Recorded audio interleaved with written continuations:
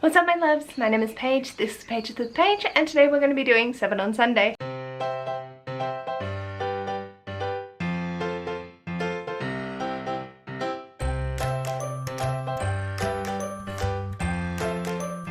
7 on Sunday is a Goodreads group created by Grace from G Sizzler, and I'll leave a link to both Grace's channel and the Goodreads group in the description box below. Today's video is talking about 7 book tropes that we hate, but books within that we love. Back in August of 2020 for 7 on Sunday, we did tropes that we love and tropes that we hated, and I really struggled to come up with like tropes like the one bed trope and things like that I genuinely hate, because I feel like I could think of plenty of examples that I've enjoyed in them. So I went into the deep and heavy. Looking back, it was a really interesting discussion that I had. With those, I have switched them around a bit. So there were 3 that were girl on girl hate, romanticizing abusive relationships, and toxic diversity that I cannot find a single book for that does that well. In terms of the others, I have Not Like Other Girls, The Ugly Equals Evil or the Baddie Stereotype, Love These, Love Conquers All, and Insta Love. So let's dive into the 7 books that I have. The first 2 are ones that are the Not Like Other Girls trope that actually do it quite well. The first being Daughter of Smoke of Bone by Laini Taylor. Karou is definitely one of those out there, Not Like Other Girls sort of individuals. The reason behind it makes such perfect sense and it's wonderful. So Karou is a art student in Prague. She has a blue hair that is naturally grows from the roots. I wish mine would go from my roots, but that's fine. And she collects teeth for her family. So definitely Not Like Other Girls, but done so beautifully, and the reasoning behind it is fantastic. I love this trilogy with my entire heart and soul. So yeah, I think that Laini Taylor really does a good job of establishing, yeah, she's not like other girls, but there's excellent reasons behind it. The other one that's not like other girls is Female of the Species by Mindy McGinnis. Alex is definitely not like your other girl. The first line is, "This is how I kill someone." So Alex definitely isn't the stereotypical girly girl. She's definitely got a lot of baggage, and I really enjoy seeing her character grow because she doesn't trust herself to be friends with other people due to her emotional turmoil. I think it's a really interesting take on not being like the other girls, but also not providing that girl on girl hate. So that was where my main trope was girl on girl hate, and this does the opposite of it. So essentially there is one protagonist where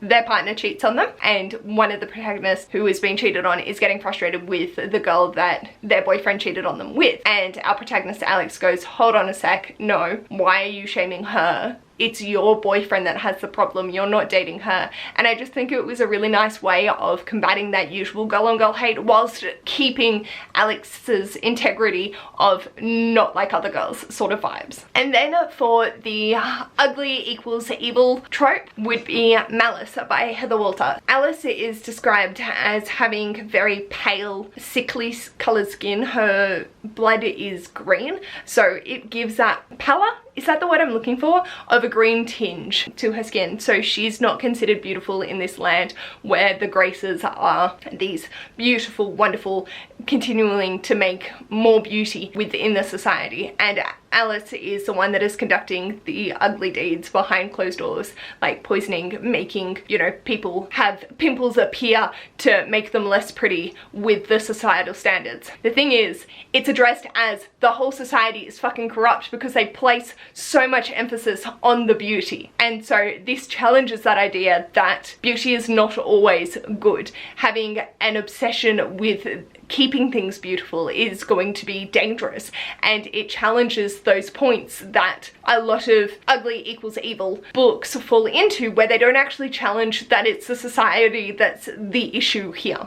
People can't help that Alice has fallen into the dark sort of side of things, but they can control their responses to her, and they choose to treat her like a leper and an outcast, and that fuels her desire to be that dark creature. Whereas when she's shown love and affection like any person, she really blossoms in herself. I need to know where book 2 goes though, because holy fuck. So it really challenges the fact that, you know what, even though she's described as ugly and she is the baddie, the villain in this tale, it is a villain origin story.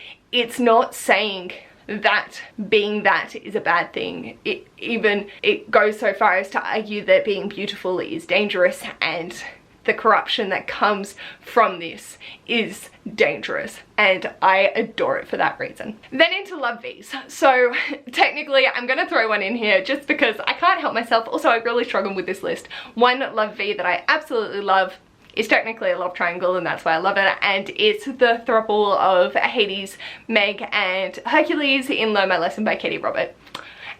Should I have not mentioned this here once again? Yes, for sure, but who cares? I love these characters. I love them so much. It was originally Meg and Hades as a power dynamic, and then introduced Hercules in, and then it forms its little loveliness.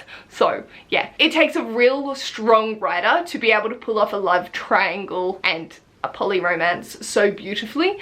So yeah, that's why I'm including this. In terms of love V's that I actually really enjoyed was My Sister the Serial Killer by Onyeka Brathwaite. So interestingly, this girl is in love with one of her co-workers, and then her sister is a serial dater, and the partners always end up dead, and the protagonist, who we're following, always cleans up after her sister. Sister falls in love with co-worker and wants to date him. Protagonist gets concerned that love interest is going to die. So it was such an interesting dynamic. The love interest the book itself wasn't a 5-star read for me, but I really enjoyed seeing the dynamic between that and how well it was done in the terms of having those sisters pitting one another against each other, one just being a vapid airhead and the other being like, oh my god, I actually want to defend this guy because I can't actually speak up and say that I like him. So it was interesting, really interesting dynamic, and really vibed with it for that reason. Then in terms of insta love, I'm going with They Both Die at the End by Adam Silvera. I just feel like it makes sense that these people would really fall for one another after 24 hours because they're gonna die. Essentially the premise of this book is that on the day that you are going to die, you receive a text message or a phone call, I can't remember, letting you know that it's your last day. You can then use, this whole world's designed for people that have been told that it's their last day, so they go out and do crazy shit. You can also use apps to meet people. These two guys meet because they've both been told that this is their final day, and it fully makes sense.